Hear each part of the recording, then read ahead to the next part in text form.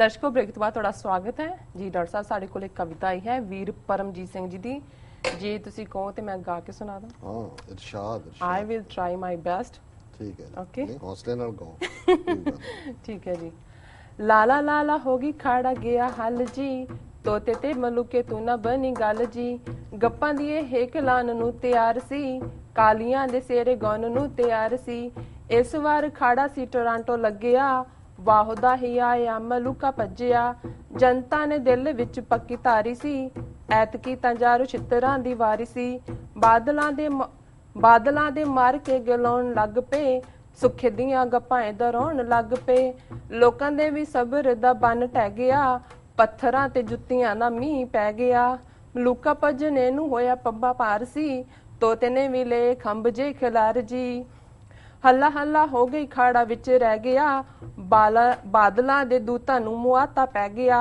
ਮਲੂਕਿਆਂ ਤੇ ਤੋਤਿਆਂ ਦੇ ਖੰਭ ਝਾੜਤੇ, ਡਾਂਗਾ ਨਾਲ ਲੋਕਾਂ ਨੇ ਅਮਰੀਕਾ ਵਾੜਤੇ। ਲਿਖਦੀ ਦੋਸਾਂਝ ਦੇ ਇਹ ਸਾਰੀ ਵਾਰਤਾ, ਕਾਲੀਆਂ ਦੇ ਦੀਪੇ ਕੱਚਾ ਚਿੱਠਾ ਪਾੜਤਾ। ਤੁਸੀਂ ਚੰਗਾ ਗਾਉਂਦੇ ਹੋ ਔਰ ਇਹ ਜਿਸ ਕਿਸਮ ਦੀ ਲਿਖਤ ਹੈ ਇਹਨੂੰ ਗਾਏ ਬਿਨਾ ਸਵਾਦ ਵੀ ਨਹੀਂ ਆਣਾ। ਪਰ ਇਹ ਹੈ ਵੀ ਜਿਹੜੀ ਮਲੂਕੇ ਤੇ ਤੋਤੇ ਦੇ ਖੰਭ ਝਾੜਤੇ ਨਾ, ਇਹ ਸਭ ਤੋਂ ਵਧੀਆ ਹੈ। ਹੁਣ ਇਹ ਪੰਜਾਬੀ ਜ਼ਬਾਨ ਦੀ ਰਿਚਨੈਸ ਹੈ ਜੀ। ਉਹਨੂੰ ਤਾਂ ਨਾ ਹੀ ਤੋਤਾ ਰੱਖਿਆ, ਤੇ ਵੈਸੇ ਵੀ ਜਦੋਂ ਕਿਸੇ ਦਾ ਕੋਈ ਕਰਦੇ ਹੋ ਨਾ ਕੰਮ ਤਾਂ ਕਹਿੰਦੇ ਲਓ ਜੀ ਹੁਣ ਖੰਭ ਇਹ ਹੁੰਦਾ ਵੀ ਜਿਹੜਾ ਜਦੋਂ ਪੰਛੀ ਉੱਡਦਾ ਹੈ ਵਿੰਗ ਮਾਰਦਾ ਆਪਣੇ ਖੰਭ ਜਿਹੜਾ ਖਿਲਾਰਦਾ ਤੇ ਉਹ ਖੰਭ ਜੇ ਖਿਲਾਰਨ ਵਾਲਾ ਜਿਹੜਾ ਹੁੰਦਾ ਘੱਟਾ ਗੁੱਟਾ ਵੀ ਉੱਡਦਾ ਇਧਰ ਦੱਸਣ ਲਈ ਜੇ ਮੈਂ ਤੇ ਜਦੋਂ ਖੰਭ ਝਾੜ ਦਿਓ ਤੇ ਫਿਰ ਵਿਚਾਰਾ ਉੱਡਣ ਵਾਲਾ ਜਿਹੜਾ ਉਹ ਧਰਤੀ ਦਾ ਕੀੜਾ ਬਣ ਜਾਂਦਾ। ਸੋ ਵਾਕਿਆ ਹੀ ਇਕੱਲੇ ਮਲੂਕੇ ਔਰ ਤੋਤੇ ਦੇ ਹੀ ਖੰਭ ਨਹੀਂ ਝਾੜੇ, ਜਿਨ੍ਹਾਂ ਨੇ ਆਉਣਾ ਸੀ ਉਹ ਵੀ ਹੁਣ ਆਪਣੇ ਖੰਭ ਜਿਹੜੇ ਨੇ ਲੁਕੋ ਕੇ ਬੈਠੇ ਨੇ ਕਿ ਜੀ ਹੁਣ ਕਦੋਂ ਅਸੀਂ ਅਜੇ ਉਡਾਰੀ ਨਹੀਂ ਮਾਰਨੀ। ਸੋ ਇਹਨਾਂ ਦਾ ਬਹੁਤ ਬਹੁਤ ਸ਼ੁਕਰੀਆ। ਹਾਲਾਂਕਿ ਕੀ ਅਖੀਰ ਚ ਕੀ ਨਾਂ ਹੈਗਾ ਇਹਨਾਂ ਦਾ? ਹੈਗਾ ਲਿਖਤੀ ਦੋਸਾਂਝ। ਹਾਂ। ਸੋ ਇਹਨਾਂ ਨੇ ਕੈਨੇਡਾ ਤੋਂ ਭਜਾ ਕੇ ਅਮਰੀਕਾ 'ਚ ਵਾੜੇ ਨੇ। ਚੰਗੀ ਗੱਲ ਹੋਈ ਕਿ ਜਰਾ ਅਮਰੀਕਾ ਦੇ ਉੱਤੇ ਵੀ ਇਹ ਜੇ ਪਹਿਲਾ ਪਾਰਟ ਹੈ ਨਜ਼ਮ ਦਾ, ਸੋ ਇਹ ਸਾਨੂੰ ਜਿਹੜਾ ਦੂਜਾ ਪਾਰਟ ਵੀ ਭੇਜਣ ਕਿ ਅਮਰੀਕਾ ਦੇ ਜਿਹੜੇ ਖੰਭ ਝੜਿਆਂ ਵਾਲੇ ਉੱਥੋਂ ਆਏ, ਫਿਰ ਅੱਗੋਂ ਕੀ ਹੋਇਆ, ਲੱਤਾਂ ਕਿਵੇਂ ਤੁੜਵਾਈਆਂ ਇਹਨਾਂ ਨੇ ਖੰਭ ਤੋਂ ਬਾਅਦ ਫਿਰ ਲੱਤਾਂ ਹੀ ਰਹਿ ਜਾਂਦੀਆਂ ਦੌੜਨ ਨੂੰ। ਜੀ ਇਹਨਾਂ ਦਾ ਬਹੁਤ ਬਹੁਤ ਸ਼ੁਕਰੀਆ ਜੀ। ਡਾਕਟਰ ਸਾਹਿਬ ਸਾਡੇ ਕੋਲ ਅਗਲਾ YouTube ਕਮੈਂਟ ਵੀਰ ਬਿਲਾਲ ਅਹਿਮਦ ਜੀ ਦਾ ਸਾਡੀ ਖਾਲਿਸਤਾਨ ਇੱਕੋ ਇੱਕ ਹੱਲ ਵਾਲੀ ਵੀਡੀਓ ਤੇ ਆਇਆ ਹੈ।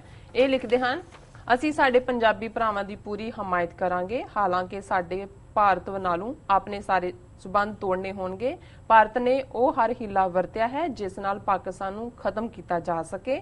ਚੀਨ ਪਾਕਿਸਤਾਨ ਡੀਲ ਵੀ ਖਤਮ ਕਰਨ ਤੇ ਲੱਗੇ ਹੋਏ ਨੇ। ਇਹ ਲੋਕ ਪਾਕਿਸਤਾਨ ਅਤੇ ਖਾਲਿਸਤਾਨ ਦੀ ਧਰਤੀ ਨੂੰ ਖਤਮ ਕਰਨ ਤੇ ਲੱਗੀਆਂ ਹਨ। ਇਹ ਤਾਕਤਾਂ ਸਾਨੂੰ ਜਾਗਰੂਕਤਾ ਫੈਲਾਉਣ ਦੀ ਲੋੜ ਹੈ। ਸੱਚ ਬਾਹਰ ਆਉਣਾ ਚਾਹੀਦਾ ਹੈ। ਭਾਰਤੀ ਮੀਡੀਆ ਝੂਠਾ ਹੈ, ਝੂਠ ਫੈਲਾ ਰਿਹਾ ਹੈ। ਜੀ ਡਾਕਟਰ ਸਾਹਿਬ। ਭਾਈਜਾਨ ਬਿਲਾਲ ਜੀ ਦਾ ਬਹੁਤ ਬਹੁਤ ਸ਼ੁਕਰੀਆ। ਉਹਨਾਂ ਨੇ ਇਹ ਆਪਣਾ ਕਮੈਂਟ ਭੇਜਿਆ ਸਾਨੂੰ ਜੀ। ਸਾਨੂੰ ਖੁਸ਼ੀ ਹੈ ਕਿ ਜਿੰਨੀਆਂ ਕੁ ਲਿਖਤਾਂ ਈਮੇਲਸ ਜਾਂ ਫੇਸਬੁੱਕ ਮੈਸੇजेस ਜਾਂ ਫੋਨ ਕਾਲ ਸਾਨੂੰ ਆਉਂਦੀਆਂ ਨੇ, ਲਗਭਗ ਹੁਣ 1/4 ਇੱਕ ਚੌਥਾਈ ਜਿਹੜਾ ਸਾਡਾ ਜਿਹੜਾ ਸਾਡੇ ਦਰਸ਼ਕ ਨੇ ਜਾਂ ਸਰੋਤੇ ਨੇ ਉਹ ਸਾਡੇ ਪਾਕਿਸਤਾਨੀ ਪੰਜਾਬ ਨਾਲ ਸੰਬੰਧਿਤ ਵੀਰ ਭੈਣਾਂ ਨੇ ਦੁਨੀਆ ਭਰ ਦੇ ਵਿੱਚ ਬੈਠੇ। ਔਰ ਇਹ ਗੱਲ ਸਾਨੂੰ ਫਖਰ ਦਿੰਦੀ ਹੈ ਕਿ ਜਿਹੜਾ ਇਸ ਪ੍ਰੋਗਰਾਮ ਦੇ ਹਵਾਲੇ ਨਾਲ ਜਾਂ ਈਵਨ TV 84 ਦੇ ਹਵਾਲੇ ਨਾਲ ਸਾਡਾ ਇਹ ਡ੍ਰੀਮ ਸੀ ਕਿ ਜਿੱਥੇ ਅਸੀਂ ਸੱਚ ਦੀ ਗੱਲ ਨੂੰ ਸਾਹਮਣੇ ਲਿਆਈਏ, ਉੱਥੇ ਦੋਵਾਂ ਪੰਜਾਬਾਂ ਦੀ ਸਾਂਝ ਜਿਹੜੀ ਕਿ ਦੋ ਮੁਲਕਾਂ ਪਾਕਿਸਤਾਨ ਔਰ ਖਾਲਿਸਤਾਨ ਦੇ ਰੂਪ 'ਚ ਭਵਿੱਖ ਦੇ ਵਿੱਚ ਫੋਰਐਵਰ ਰਹਿਣ ਵਾਲੀ ਸਾਂਝ ਹੋਏਗੀ। ਇਸ ਲਈ ਵੀ ਇੱਕ ਫੋਰਮ ਕ੍ਰੀਏਟ ਕਰੀਏ ਜਿਹਦੇ 'ਚ ਕਿ ਇੱਕ ਡਾਇਲੌਗ ਸ਼ੁਰੂ ਹੋਏ, ਜਿਹਦੇ 'ਚ ਕੁਛ ਜਿਹੜੀਆਂ ਇਤਿਹਾਸਕ ਮਿਸਗਿਵਿੰਗਸ ਨੇ, ਗਲਤਫਹਿਮੀਆਂ ਨੇ, ਉਹ ਦੂਰ ਹੋਣ। ਔਰ ਬਿਲਾਲ ਜੀ ਨੇ ਬਿਲਕੁਲ ਠੀਕ ਕਿਹਾ ਕਿ ਵੀ ਪਾਕਿਸਤਾਨ ਦੇ ਉੱਤੇ ਜਿੰਨਾ ਦਬਾਅ ਇੰਡੀਆ ਦਾ ਹੈ, ਉਸ ਦੇ ਥੱਲੇ ਤਾਂ ਬਹੁਤ ਵਾਰ ਉਹ ਕਸ਼ਮੀਰ ਦੇ ਮੁੱਦੇ ਤੇ ਵੀ ਹੁਣ ਥੋੜੀ ਬਹੁਤ ਗੱਲ ਕਰਨ ਲੱਗੇ ਨੇ, ਉਹ ਥੋੜੇ ਝੇਪਦੇ ਰਹੇ ਨੇ। ਔਰ ਇਹ ਵੀ ਇੱਕ ਕਾਰਨ ਹੈ ਕਿ ਉਹਨਾਂ ਨੂੰ ਹਮੇਸ਼ਾ ਇਹ ਫੀਅਰ ਰਿਹਾ। ਮੈਨੂੰ ਯਾਦ ਹੈ ਇੱਕ ਪਾਕਿਸਤਾਨ ਦੇ ਸਾਬਕਾ ਲਾ ਮਿਨਿਸਟਰ ਨੇ, ਹੁਣ ਉਦੋਂ ਸਿਟਿੰਗ ਸੀ, ਉਹ ਇੱਥੇ ਆਏ, ਸਾਡੇ ਨਾਲ ਥੋੜਾ ਬਹੁਤ ਉਹਨਾਂ ਦਾ ਵਿਚਾਰ ਵਟਾਂਦਰਾ ਵੀ ਹੋਇਆ, ਗੁਫ਼ਤਗੂ ਹੋਈ।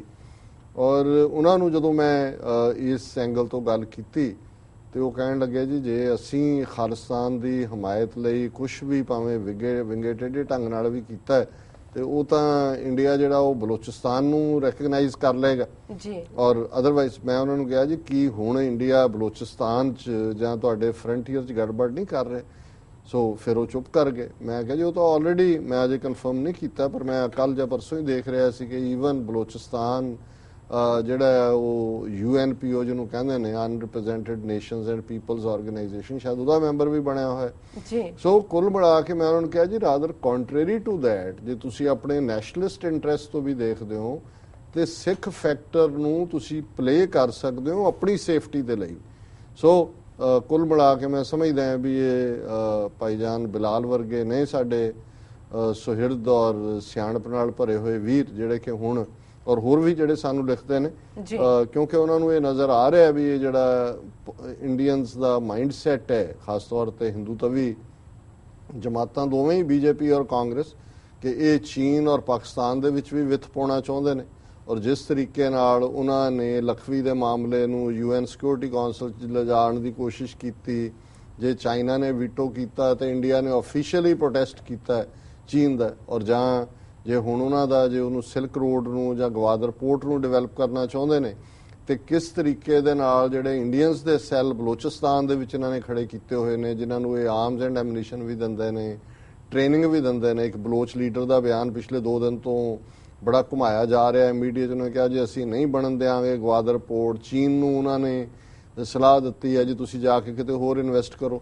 ਸੋ ਜ਼ਾਹਰ ਹੈ ਇਹ ਸਾਰੀ ਇੰਡੀਅਨ ਖੇਡ ਹੈ ਔਰ ਕੁੱਲ ਮਿਲਾ ਕੇ ਅਸੀਂ ਸਮਝਦੇ ਹਾਂ ਕਿ ਇਹ ਜਿਹੜਾ ਇਹਨਾਂ ਦੀ ਨਿਗਾਹ ਉਹ ਪਾਕਿਸਤਾਨ ਨੂੰ ਹੜੱਪਣ ਦੇ ਉੱਤੇ ਔਰ ਖਾਲਿਸਤਾਨ ਦੀ ਕਾਇਮੀ ਇੱਕ ਬਫਰ ਸਟੇਟ ਦੇ ਤੌਰ ਤੇ ਚੀਨ, ਪਾਕਿਸਤਾਨ ਔਰ ਭਾਰਤ ਦੇ ਵਿਚਾਲੇ, ਜਿੱਥੇ ਸਾਡੀ ਆਪਸੀ ਸਾਂਝ ਦੋਸਤੀ ਸੈਂਟਰਲ ਏਸ਼ੀਆ ਤੱਕ ਜਿਹੜਾ ਵਪਾਰ, ਟ੍ਰੇਡ, ਧਾਰਮਿਕ ਦੋਨੋਂ ਥਾਵਾਂ ਦੀਆਂ ਜਿਹੜੀਆਂ ਨੇ ਵਿਜ਼ਿਟਸ ਉਹਨਾਂ ਦੇ ਲਈ ਓਪਨ ਹੋਏਗਾ, ਉੱਥੇ ਇਹ ਉਸ ਖਿੱਤੇ ਦੇ ਵਿੱਚ ਵੀ ਇੱਕ ਖੁਸ਼ਹਾਲੀ, ਪ੍ਰੋਸਪੈਰਿਟੀ ਔਰ ਆਪਸੀ ਅਮਨ ਚੈਨ ਔਰ ਭਾਈਚਾਰਾ ਜਿਸ ਨੂੰ ਅਸੀਂ ਐਸਟੈਬਲਿਸ਼ ਕਰ ਸਕਾਂਗੇ। ਸੋ ਬਿਲਾਲ ਜੀ ਦਾ ਬਹੁਤ ਬਹੁਤ ਸ਼ੁਕਰੀਆ ਜੀ। ਰਾਸਾ ਵੇਲਾ ਵੀ ਹੋ ਗਿਆ ਬ੍ਰੇਕ ਤੇ ਜਾਣ ਦਾ। ਵਿਊਅਰਸ ਤੁਸੀਂ ਕਿਤੇ ਨਹੀਂ ਜਾਣਾ, ਮਿਲਦੇ ਹਾਂ ਛੋਟੇ ਬ੍ਰੇਕ ਤੋਂ ਬਾਅਦ।